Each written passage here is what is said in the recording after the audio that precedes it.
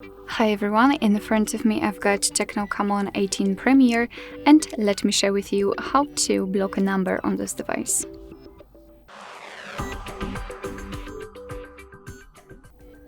So first of all, we have to enter the dialer and go to the contacts. Then let's tap on the settings icon in the right upper corner and enter blocked numbers. Now let's tap on the blacklist, and as you can see it is obviously empty, but let's tap on this plus icon. And as you can see right here we can manually enter the number. You can also paste it if you've got it copied, and then simply tap on add. And as you can see it will immediately appear on the blacklist, which simply means that from now on your device will block all incoming calls and messages from this number. And basically all you have to do in order to unblock it, if you want, just tap on this trash bin icon and confirm it.